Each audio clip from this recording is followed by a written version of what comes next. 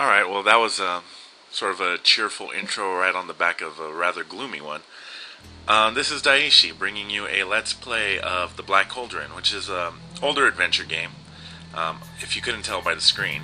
It came after King's Quest, so there are some differences. Just to go over the interface a little bit before I get started here.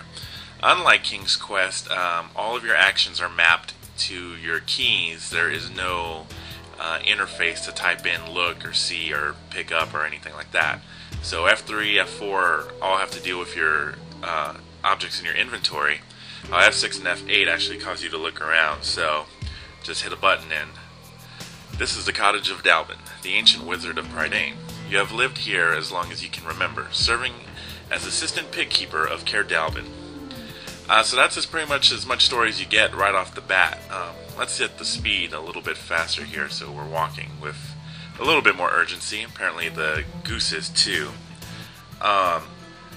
So the game is a little different from the King's Quest adventures, but it's also different from LucasArts games because you don't have a mouse or you don't have the verb menu in the lower left corner. So it's kind of it's not like one or the other. It's closer to King's Quest, but it's definitely easier, and I'll show why in a second. In fact, it becomes pretty apparent how much easier than King's Quest that this game is after you've played it for a couple minutes. But we have to get started right off the bat and pick up some food. You open the cupboard. You get this knapsack here, which will hold just about anything you may find, apparently. You get this apple.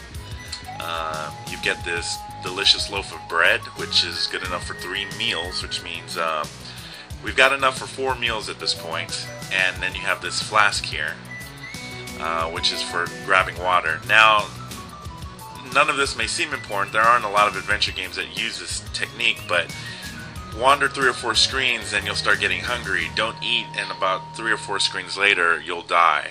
Same thing with water. This guy here, his name is Dalbin, and our current mission is to apparently feed Hen Wen, which is the pig that is outside. In this respect, the game is really closely tied to the movie. You carefully reach over the fire and take Hen Wen's pot of simmering gruel. The movie and the game's stories follow each other pretty closely. The game is based off the movie, which is based off of the books, which is in turn based off of some Irish mythology. You open the door of the shed and discover some dried corn. Now this corn, again, is something we're going to need to eat. Like, remembering to eat is really important in this game.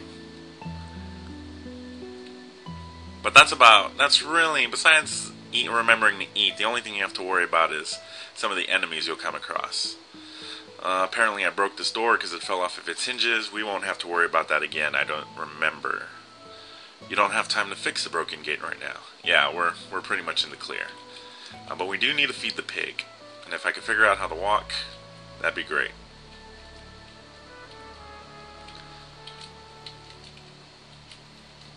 There we go. Only took 3 or 4 tries. So we get to use our inventory. We have everything set up here.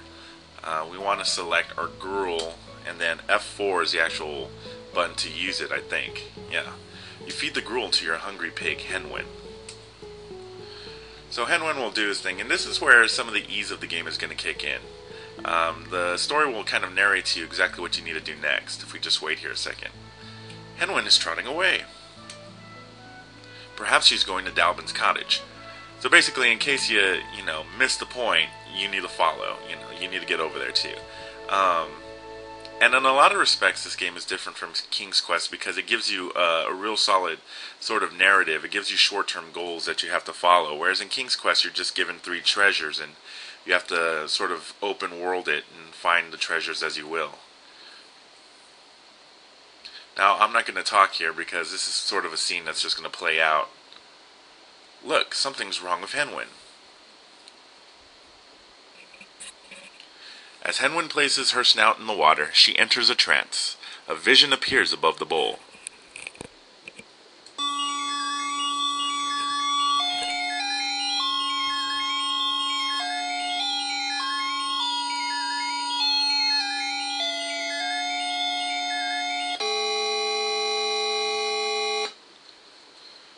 Terran, says Dalvin, you've never known about Hen Wen's magic powers, but unfortunately the time has come for me to tell you. Hen Wen can show us things that happen in faraway places. Through her vision, she is now telling me a terrible tale. The Horn King, the most evil ruler in all Prydain, is searching for Hen Wen. He could force her to use her visions to reveal the location of the great Black Cauldron. If he finds the Black Cauldron, he will have unspeakable power. Terran, you must take Hen Wen to the hidden cottage of the fair folk. They are our only hope to keep her from the Horn King. Good luck, Terran. Take this coil of rope, and hurry, before the Horn King's power becomes unstoppable. So we're sent off with this coil of rope, and so again, you're given your directions about what you need to do. You're given your short-term goals, and this won't be the first time. Let's do a little looking around here. Ever since you were young, you have loved this cottage and its master, the wise old Dalvin. Let's talk to him. Not that I expect a huge conversation from this guy. Goodbye, Terran, says Dalvin. Hurry, get Hen Wen to safety.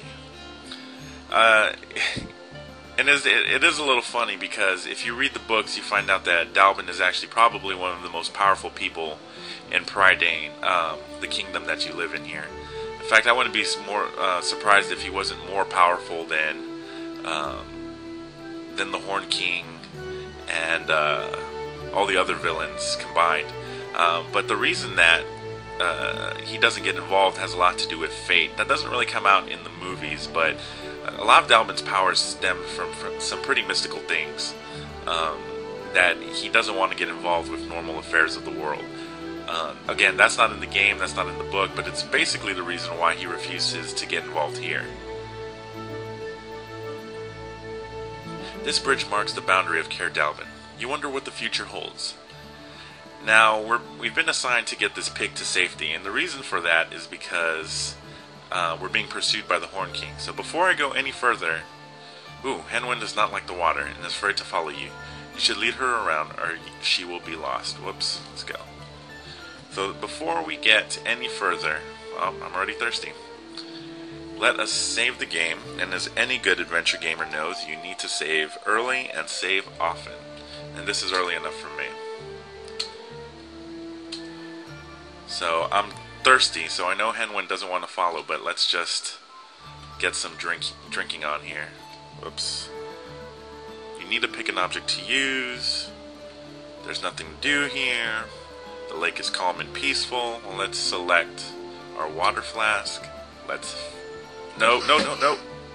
Okay, that dragon thing that just appeared, that I ran away from, that was what needed to have happened. Otherwise, they kidnap her towards the evil king's castle. Let's fill this thing. You fill your water flask with water, and now let's drink some water. The water from your flask tastes delicious. Again, if you don't get that done fairly quickly after you start getting the message, you'll end up dying.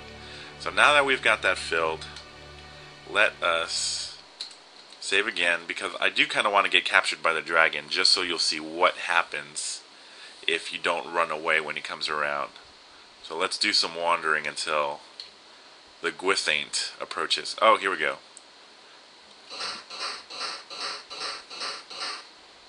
The Gwithaint grabs you in Hen Wen and flies away. Where is it taking you?